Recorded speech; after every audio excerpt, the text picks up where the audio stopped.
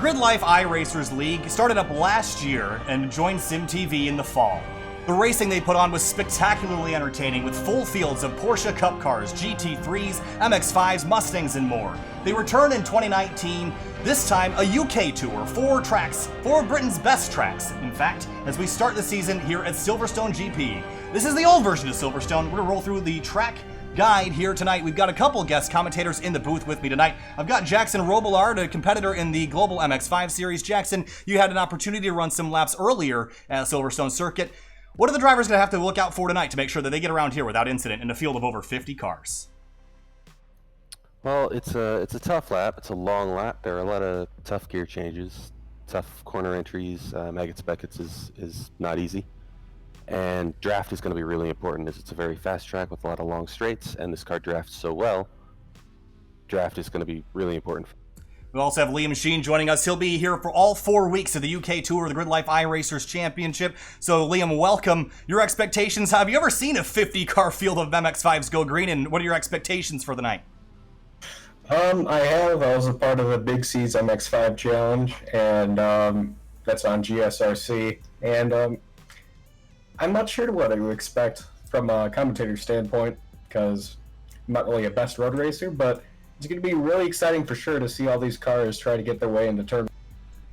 And you see there's the map of Silverstone GP. 17 corners around this racetrack. This place is flat as a pancake. There's not a whole lot going on in terms of elevation change, but a whole lot in terms of technicality. It's a challenging racetrack to drive, and certainly going to be a challenging one tonight. We'll head down to the racetrack for the start of the race. It's a lot of cars on the grid for tonight's event. But up at the front, you're always going to find drivers like Ken Howe-Seal, Eric Coutil, and more. As we get ready to go racing, 15 minutes on the board for the first of 2 races tonight.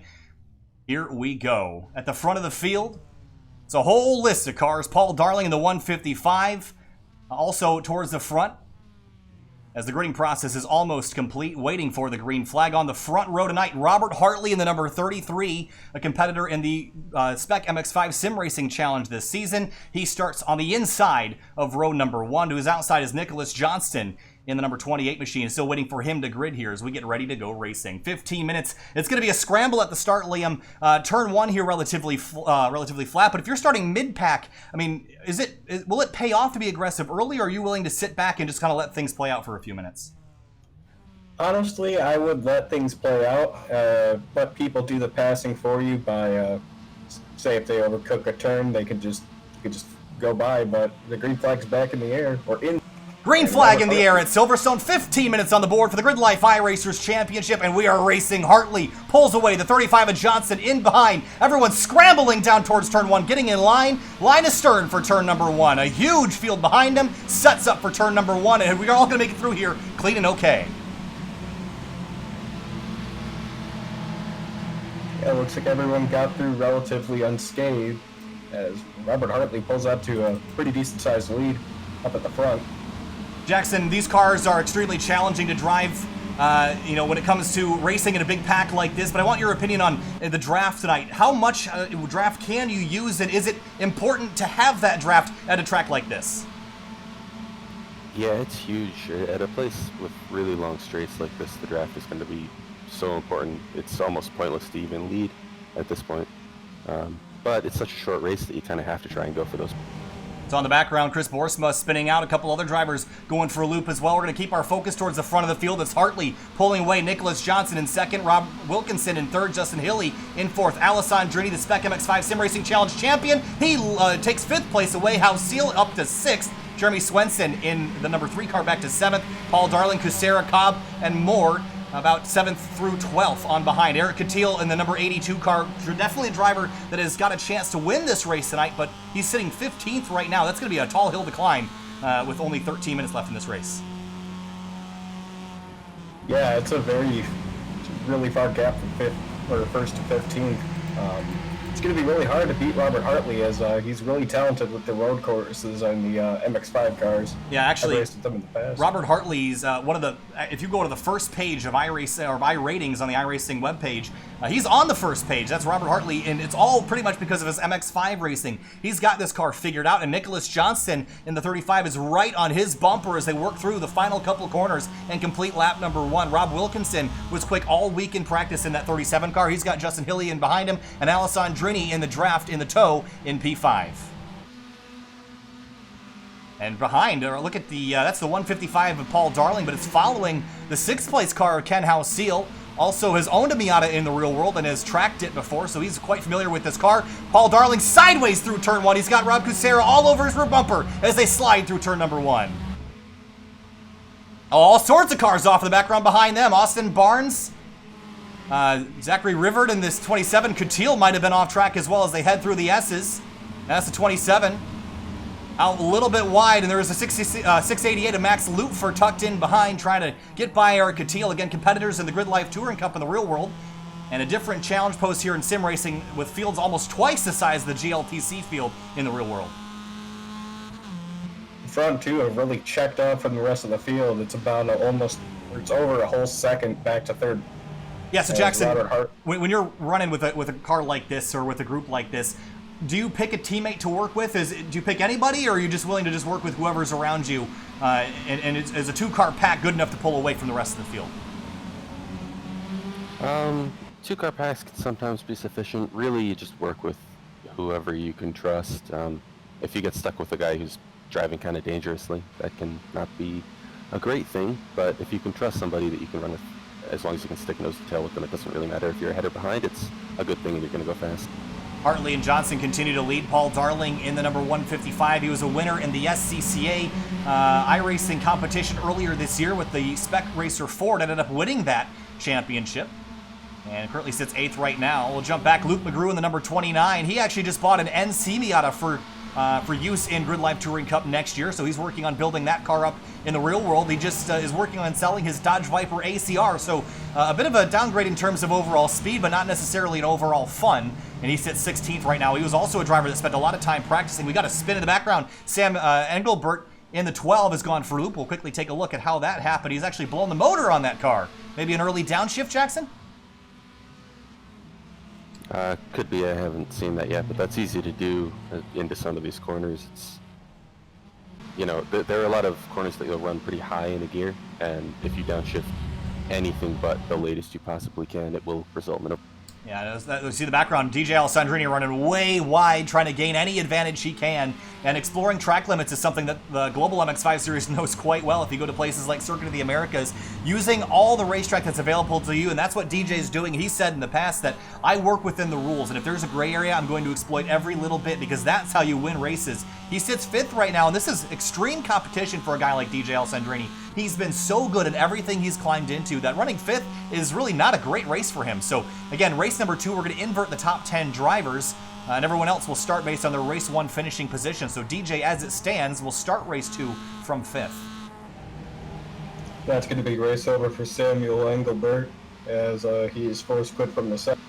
And yes, it appears that he has lost an engine in that car. So yeah, up front, it's literally about 1/10 away between the 2 leaders, as looks like the 35 got a little loose there, but yeah. Moving on back, I wanted to bring attention to Austin Barnes. I think he's had to slow for a moment, but Eric Coutil in the 82. I would have thought this 82 would be running a little bit better right now. Car off the racetrack, that's the 27 of Zachary Rivard. He's dropped a few spots. There's a car spun around in the background as well. That's Andrew Abbott in the 25. He's spun out.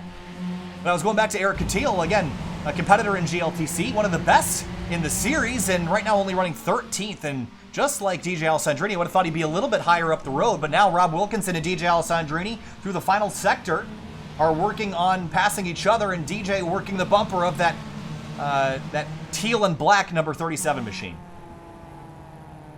Well, the 82 is running about 2 seconds slower than the leaders, and it's really close back here. I'm kind of surprised with how close these guys are willing to get with their cars and their yeah, but as he said earlier, it's a really steep hill to climb from 15th to 1st.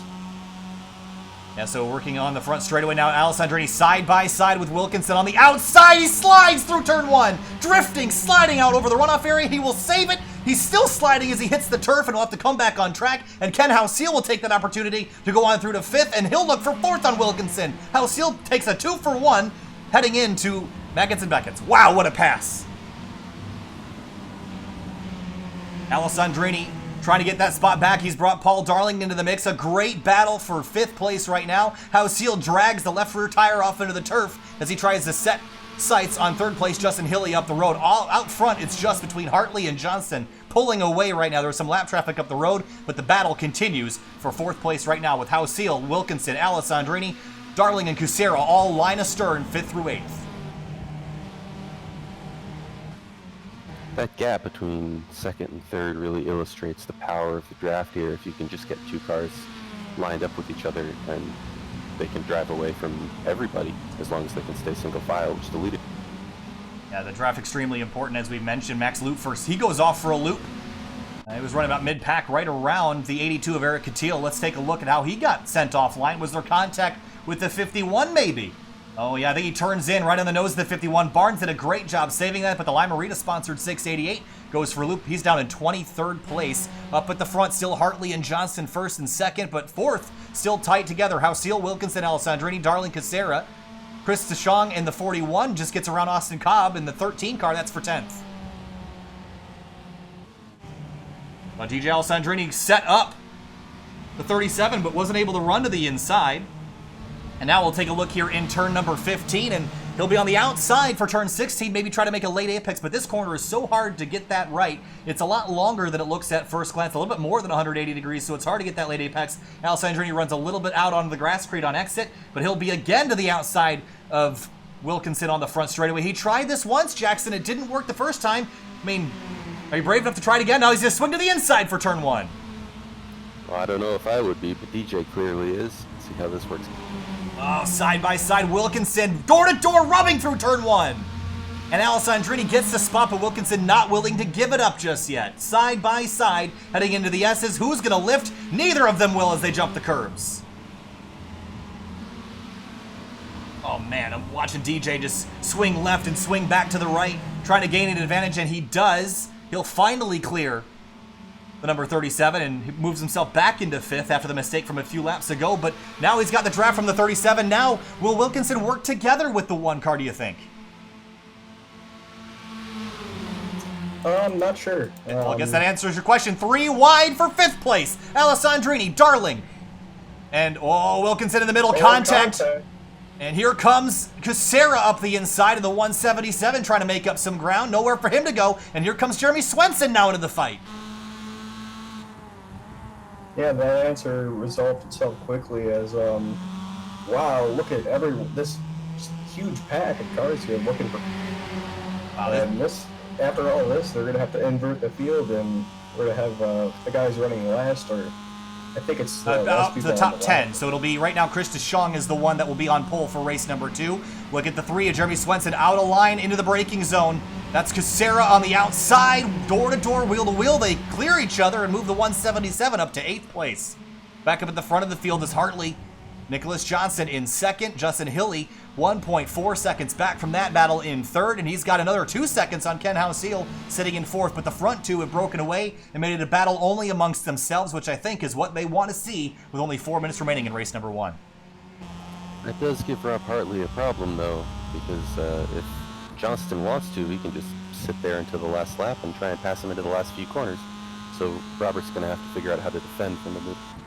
Yeah, so I guess that begs the question strategically. I mean, there's really no reason why the 35 would want to pass Robert Hartley right now with how strong the draft is at this racetrack. So if you're Robert Hartley, I mean, what can you do to get yourself in the other position? Can you fake a mistake, run yourself wide, and make the other guy pass you, or do you think he'd not fall for that?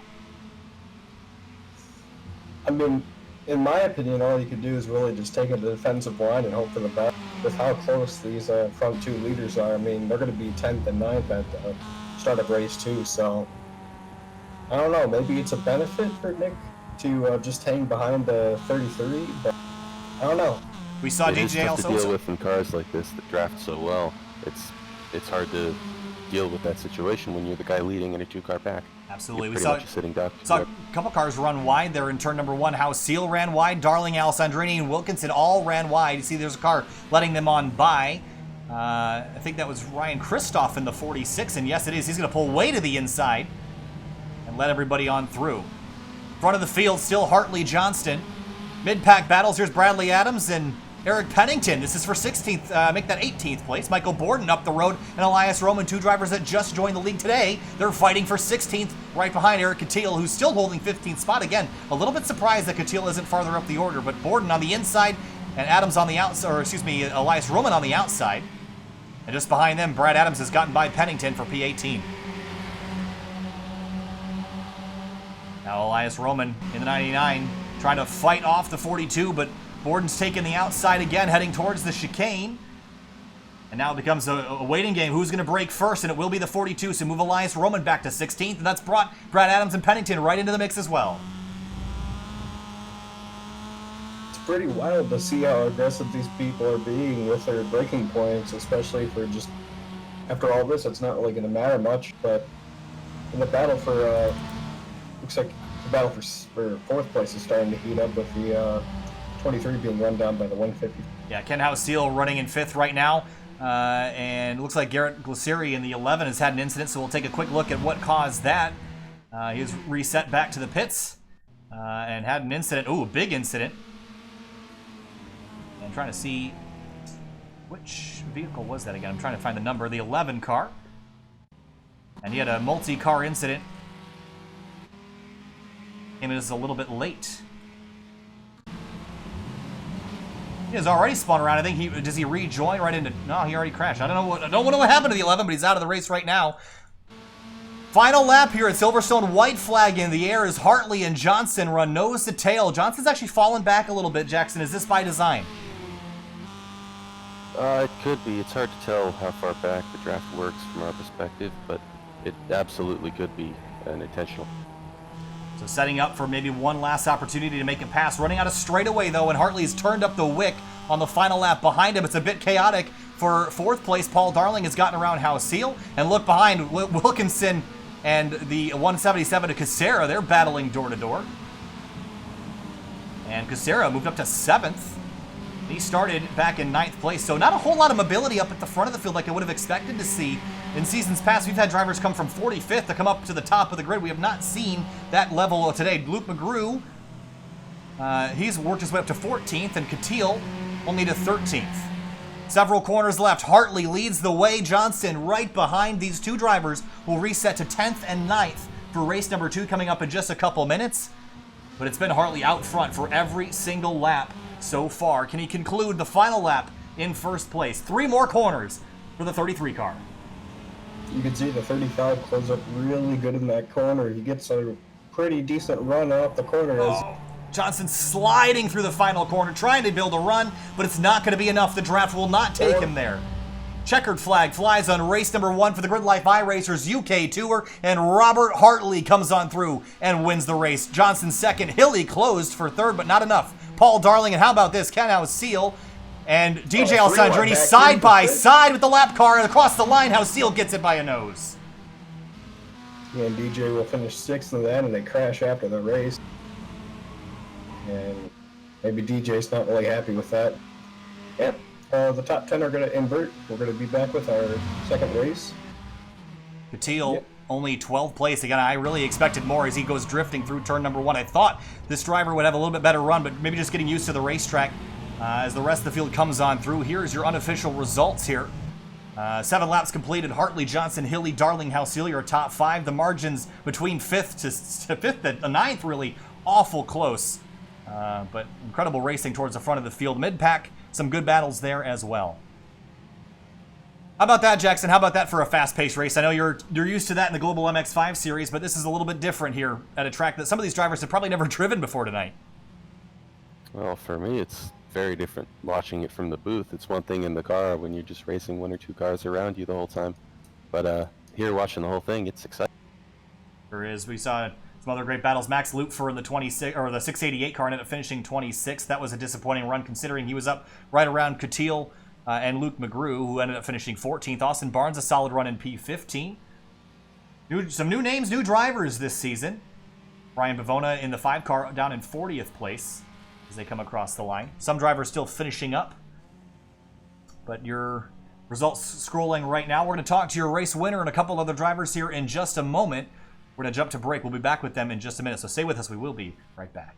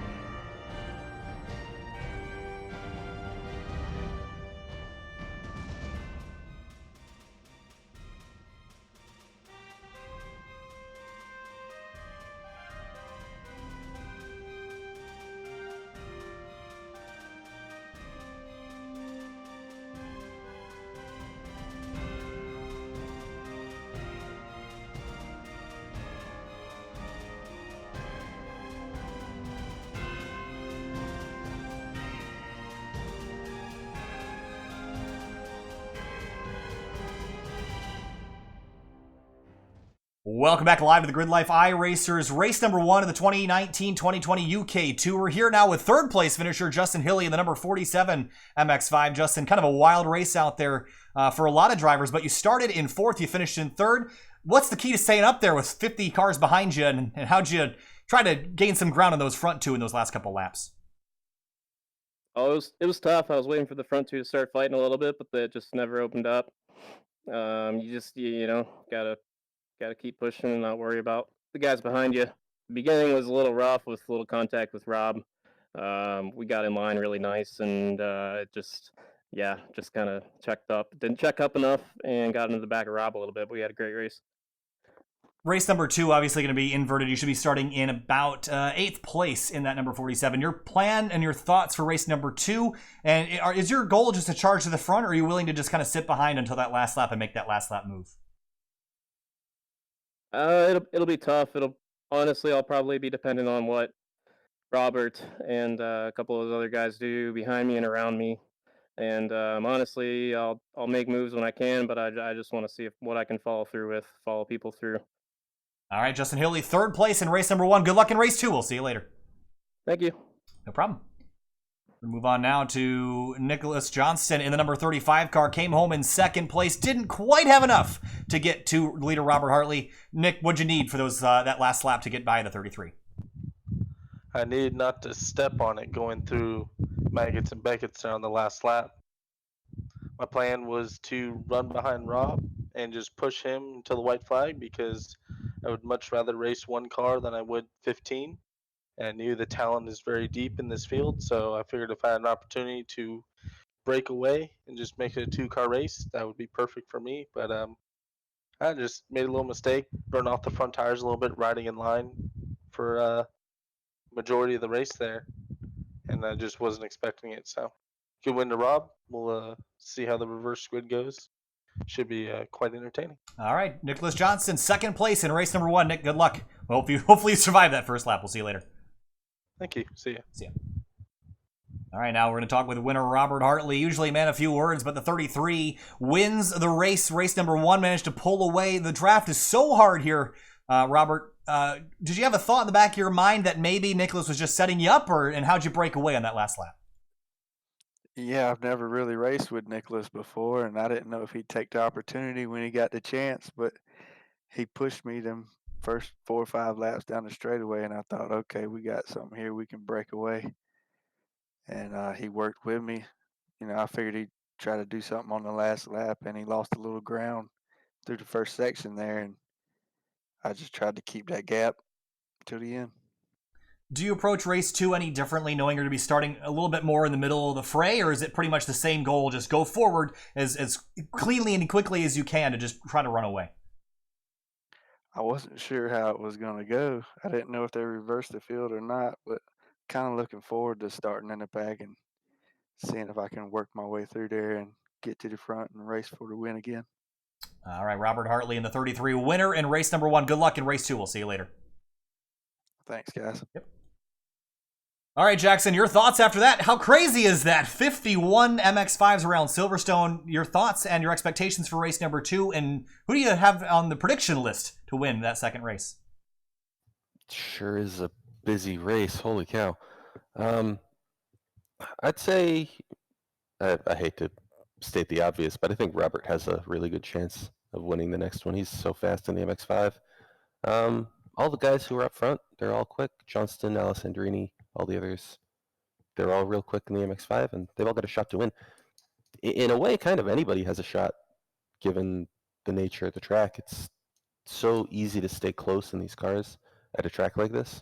It makes sense that anybody could be up front, but that's only as long as we don't get a breakaway like we saw in that last race with just 2 cars driving away from the whole field. All right, we'll be back with you in just a moment for race number 2. Stick with us. It'll only be a couple minutes before we're back live. Hang tight.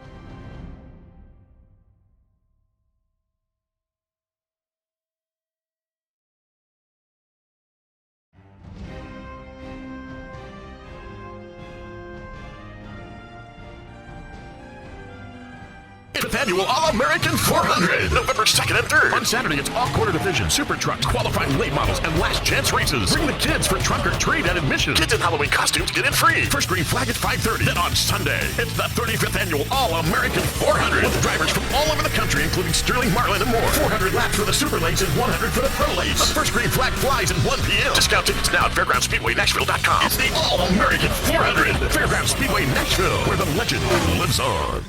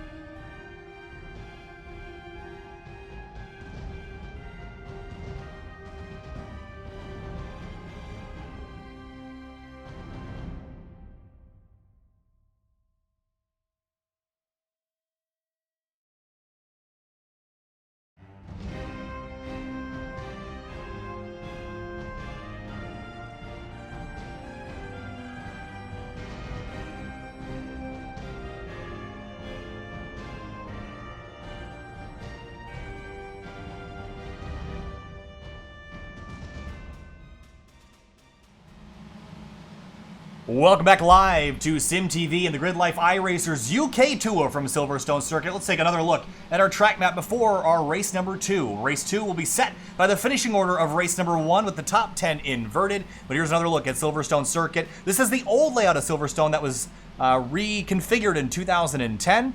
And take a look, turn number 1 on a long, fast straightaway. It's a fast right-hand corner, extremely flat. There's a lot of runoff out there, but we saw drivers exploiting the turf and the rumble strips to get every advantage they could, drifting out wide before heading up to turn number 2, 3, 4, and 5. The S's, a fast right-left section where drivers are throwing their MX-5s all over the racetrack to try to find any grip they can, especially turn number 6 gets the car all out of shape on the left-hander.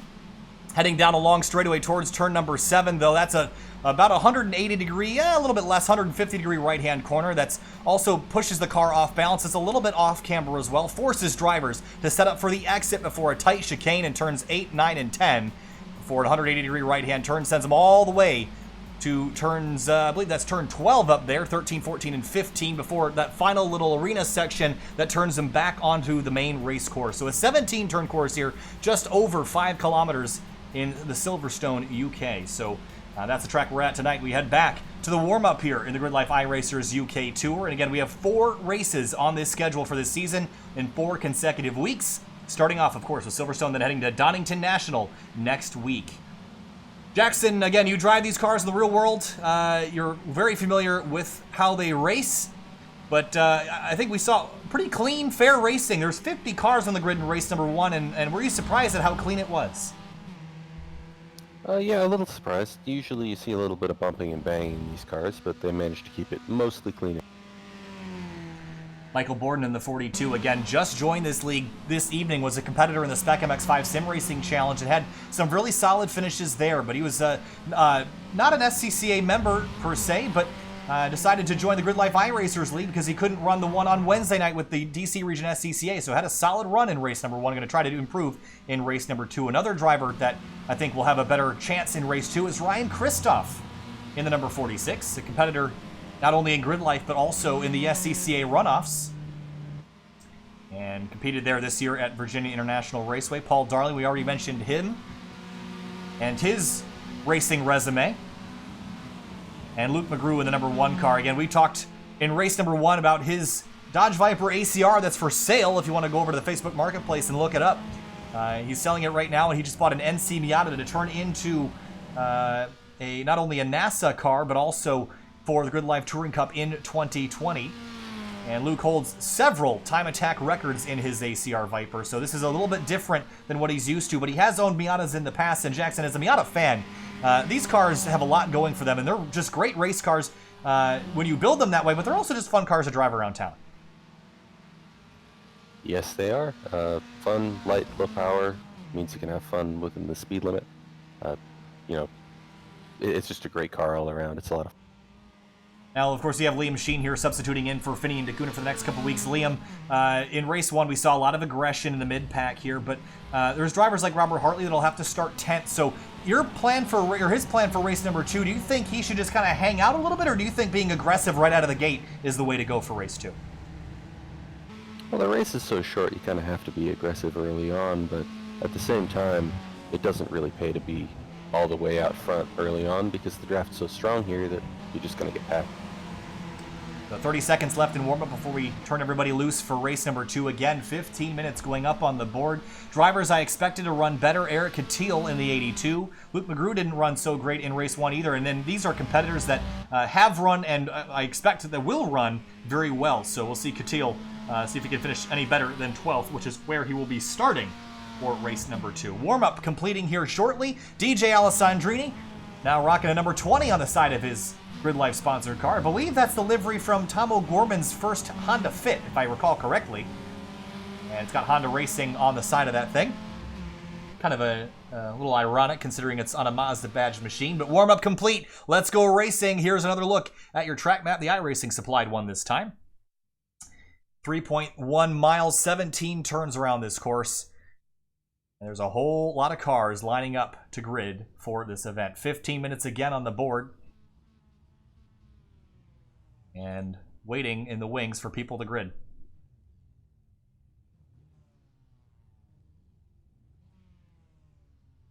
All right, I don't see. There we go. I was waiting for everyone to get on the grid. I couldn't see him. There we are. So it looks like Austin Cobb in the 4 is going to be on pole. Jeremy Swenson. And here's your running order on the left-hand side of the screen. That is going to be the positions they will be starting.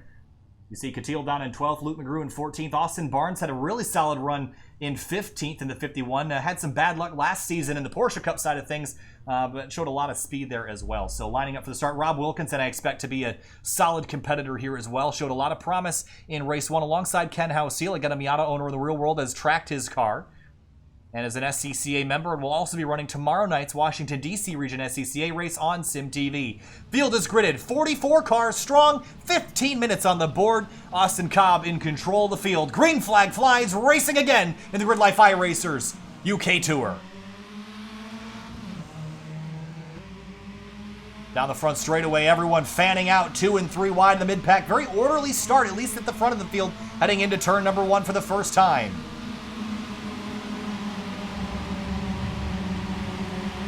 There's a level of urgency for some drivers at the back of the field. You see them coming towards Maggots and Beckett's full throttle side by side. Cassera trying to take the lead away from Austin Cobb, and he will around the outside of Swenson. He dominates that corner, will take the lead away from the 3 car. Through Maggots and Beckett's now, the field working the way through. Wilkinson slots to 4th. The 4 car is off the racetrack. That's Austin Cobb out of line here a little bit. Some shuffling in the background. I think a car's gone around. Brad Adams in the 69 has gone for a loop. We're 3 wide middle of the pack with the 33. The race 1 minute up the middle. Here he comes.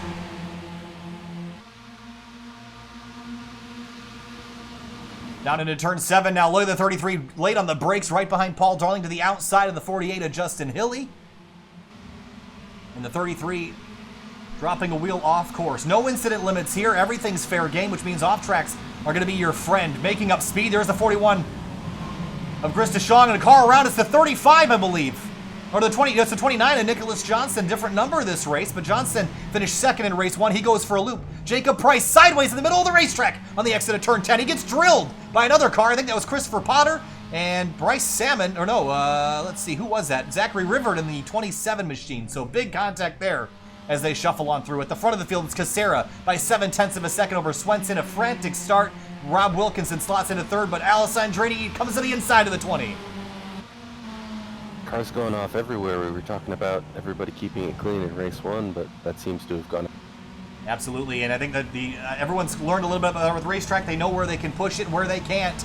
And you saw Ken Halseal almost drive into the back of Paul Darling in turn number 13, trying to get underneath him, but the door was closed before he could get there. Hartley holding off Chris DeShong in the 41.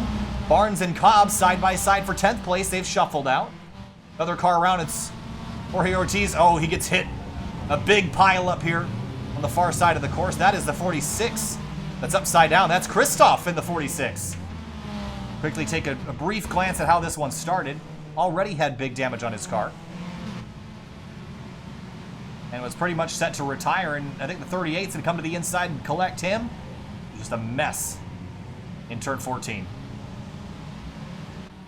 Yeah, and a few messes just in 2 laps there. It's pretty dirty. The race 1, I think we got away without having a whole lot of incidents, but race 2 has not been that way. Swenson in second. Kusera's broken away 1.1 seconds up the road. Wilkinson sits third right now and trying to close the gap, and I think their plan, Jackson, is that these two will work together to catch Kusera, but Wilkinson might take an opportunity. He's going to drive right by Swenson. I guess some runs you just can't give up. You know, if they would stay single file, they'd have a really good job of catching, a good chance of catching the leader there, but it seems like they're trying to race each other for see how that works out for them. I guess they're not necessarily satisfied on who's the quickest and who's got the best chance of not slowing down everybody. Alessandrini sits 4th, Paul Darling in 6th on the outside of Halseal. There's Hartley to the inside. Where is Eric Catil in all this? Down in 29th, must have gotten looped around. He's way out of the battle after starting in 12th. Paul Darling now to the inside of Hartley for the chicane here. Halseal leading the battle for 5th. Bit of a bobble there through the chicane, and Hartley's going to take that opportunity and dive up the inside for turn 13. Everybody's tires and brakes are warmed up now with a couple minutes into the race. A few laps ticked off.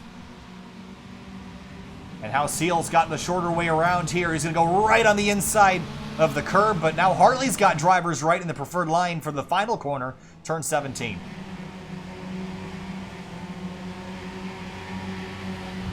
And Hartley started back in 10th. He's up to 5th place already in only 2 full laps. And that 33 is going to be tricky to beat. DJ Alessandrini all over Swenson for P3 right now. Hartley at this point just has to hope that 2nd, 3rd, 4th start racing each other again and he can catch up. Otherwise, they're going to drive away and catch up to the leader and have a big fight.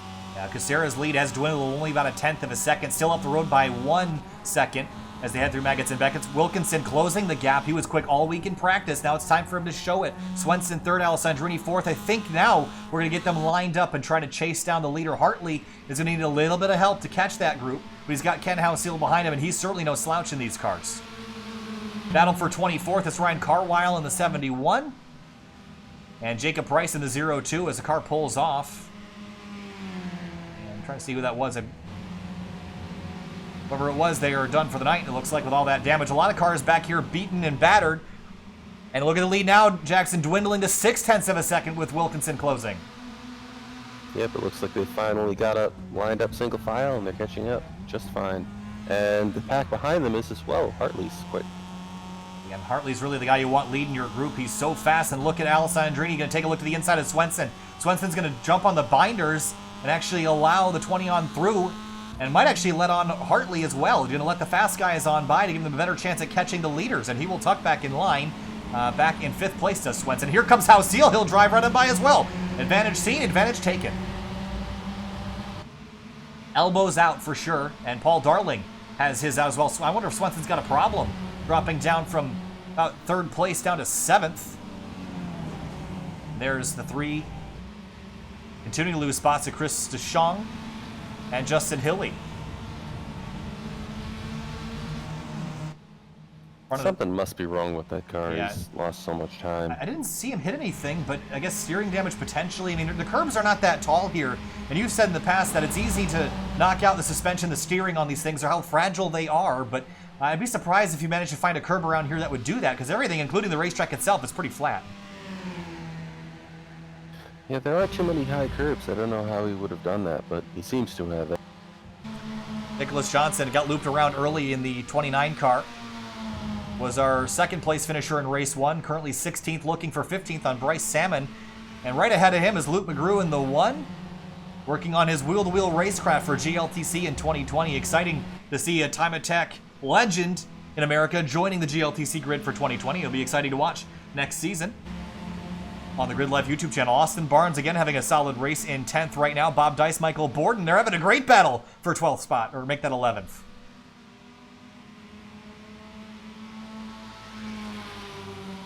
Back up to the top spot, though. Kucera trying to run a perfect race. His best lap time so far, a 2:08.250. But guess what? The driver behind him, Rob Wilkinson, has run 3/10 quicker with a little bit of help from the draft. And he's going to move over and he's going to actually defend from DJ Alessandrini. And these two, very competitive, but we know how good DJ is. He's going to lay the bumper to him for P2.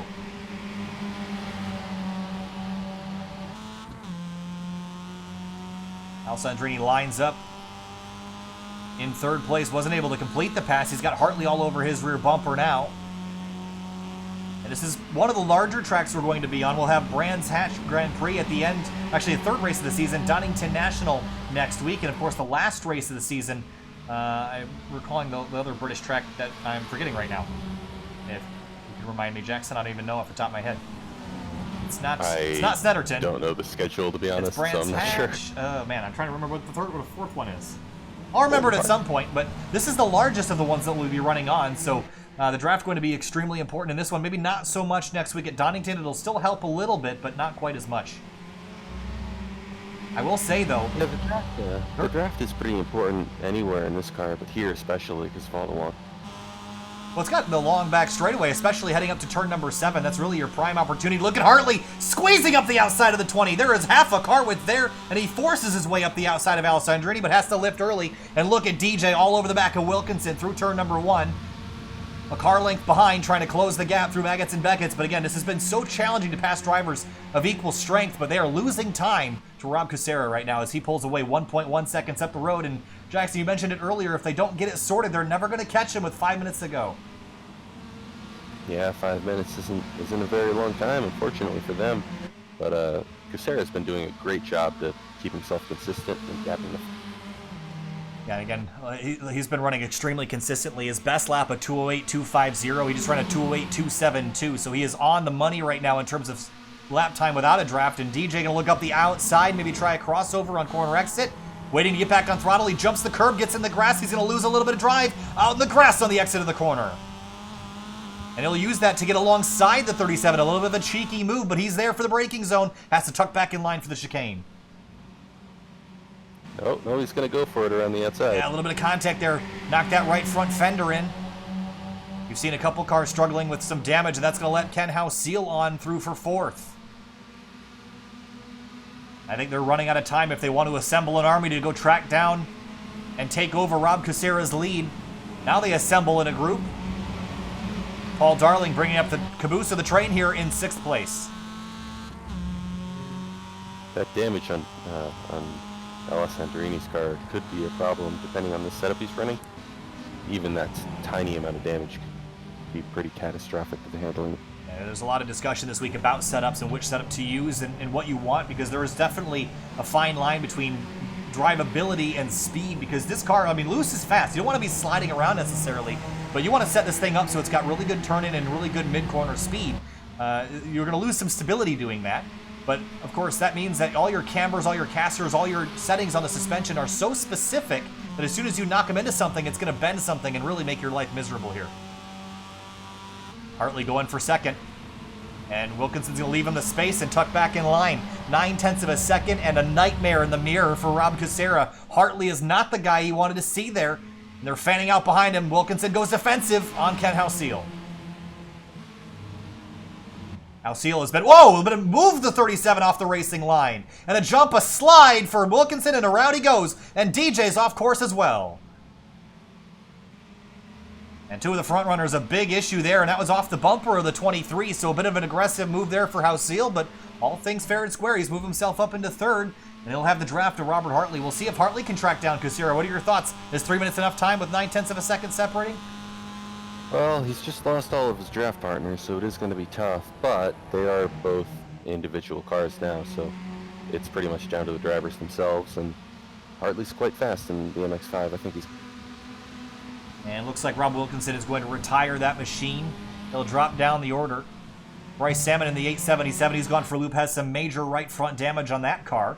And the 99 of Elias Roman has been involved as well, I believe. As Jeremy Swenson, I don't know why he dropped so far back in the field. I thought it might be damage, but he's kind of stabilized around 8th place, so I don't know if that's the case. Yeah, it can be hard to tell. Sometimes that sort of thing happens, but it must not be dead. Yeah, he's dropped as low as 10th, as high as 2nd tonight in this race. He sits 8th place, but he's about to lose that to Chris DeShong in the 41. Side by side, DeShong sliding on the curb. And look at him setting him up great for that last corner. A lot of setup involved in making a pass, and the 41's going to shove his way down to the inside on driver's left and almost made the pass complete up at the front. There should be 2 laps to go as Hartley closes the gap to 6/10 of a second. We're going to have a race on our hands at the front of the field. Kucera leads. He's led every lap so far, but Hartley trying to close him down. Hartley again won race number 1. Can he sweep Silverstone here in the GRIDLIFE iRacers Championship?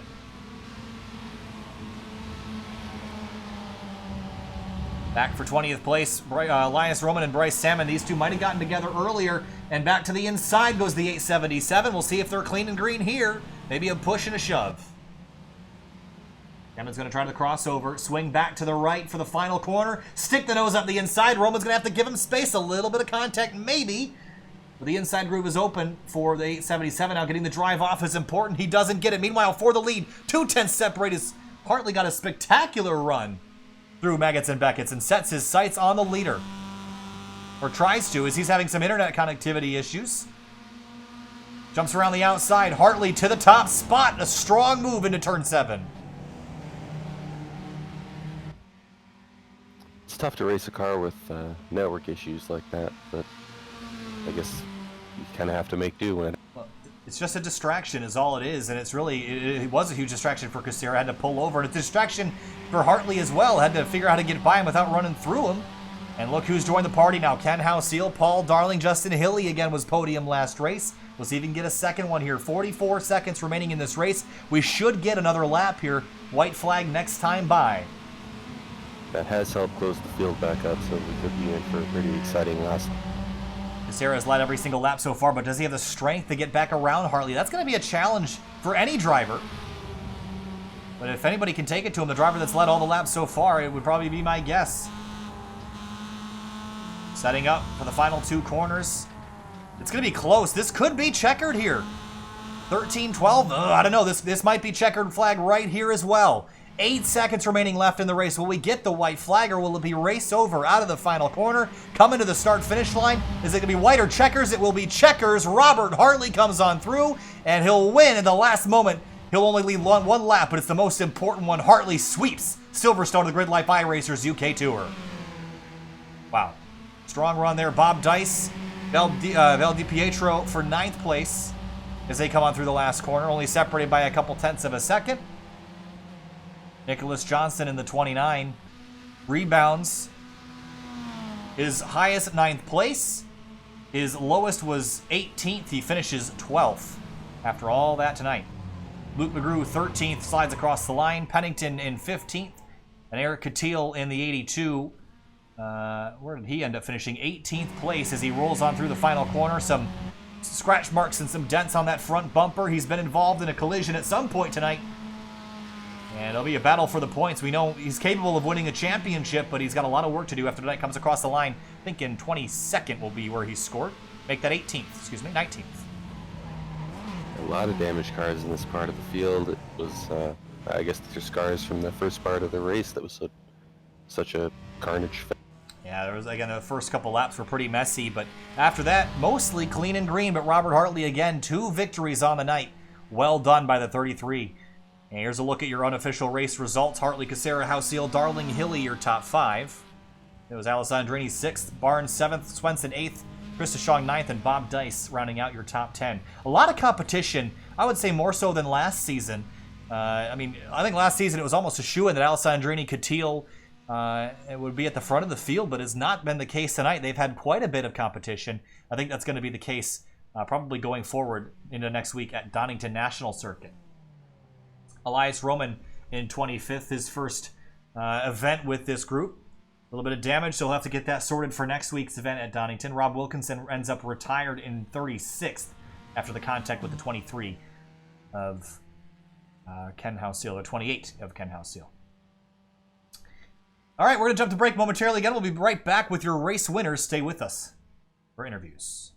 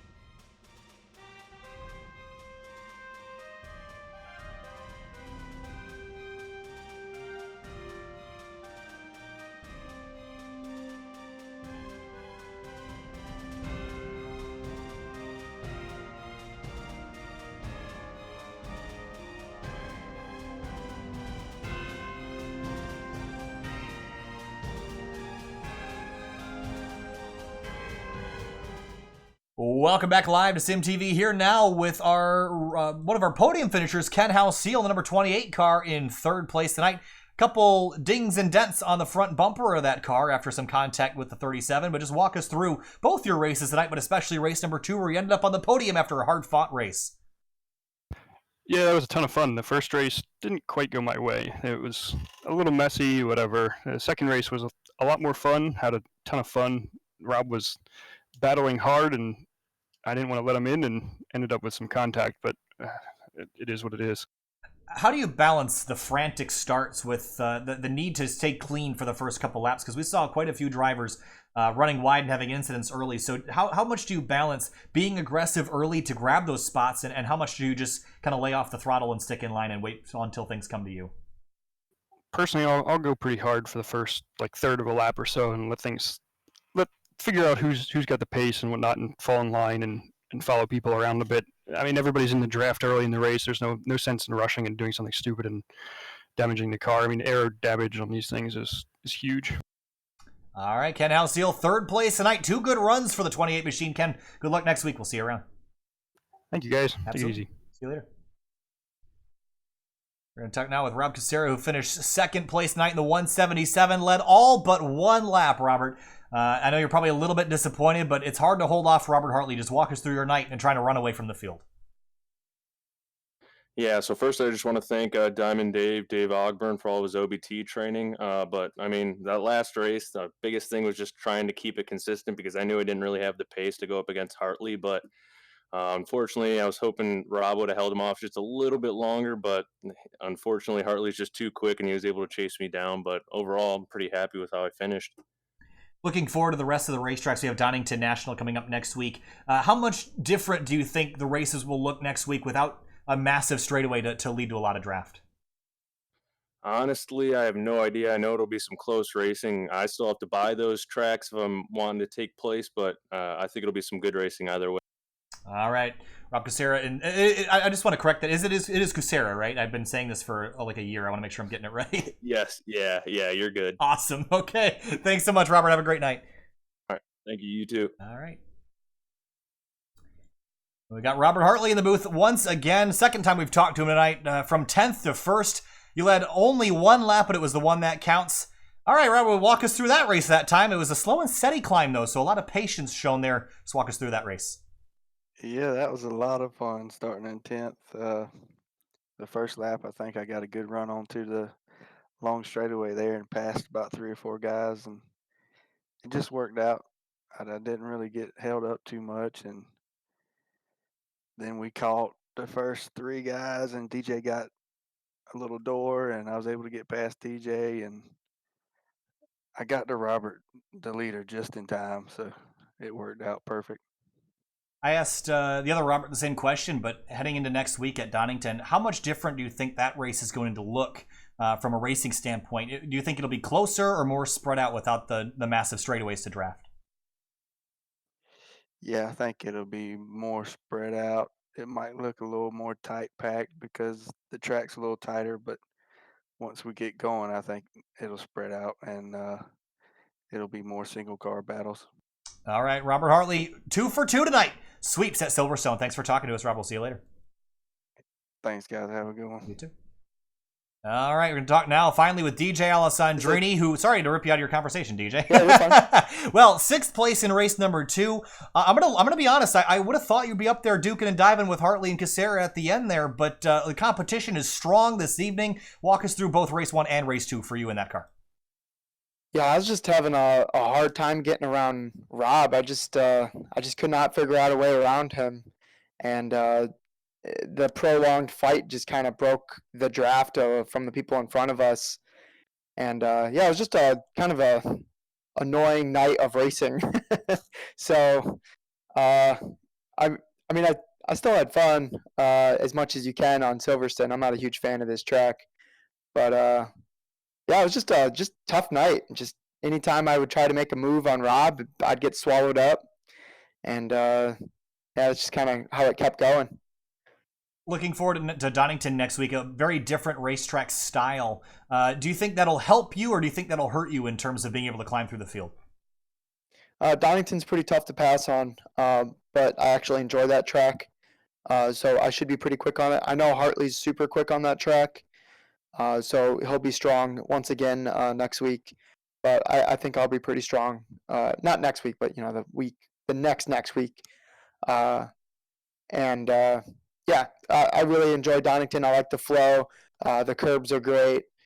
It's a great track. Silverstone and me, I don't think we don't get along. I need references and stuff when I'm driving. And Silverstone's just a big field, so you're kind of just doing it off of depth perception and just no references at all. And in VR, everything's blurry when it's far away, so you're kind of like aiming at blurry things. So it's tough. It's a tough track to race on, but Donington will go much better. All right, well, a pretty decent day for DJ Alessandrini, the first round of the UK Tour for the GridLife iRacers Championship. DJ, thanks for talking. We'll see you next week. All right, thanks, guys. Have a good night. All right, Jackson, that's going to wrap it up here for the GridLife iRacers UK Tour round number 1. How about that from start to finish? I know you were talking in the break there. The starts are so chaotic, but if you survive them, it's a whole lot of fun to race with this many cars. Yeah, that was crazy. They kept it pretty clean race 1. It was very tight racing, both races all the way through. Race 2 was a little sketchy at the start, but they cleaned it up by the end, and we had some close finishes and some really fun racing. It's going to be Donington National next week for the continuation of the GridLife iRacers Championship. Don't go off of SYM TV just yet. We're running a concurrent stream right now. The Fuel Mission 22 Cup Series is live in their regular season finale. It's stock cars at a short track. It doesn't get a whole lot better than that. It's currently live on SYM TV right now. We'll see you next week. Thanks so much for watching. Have a great night.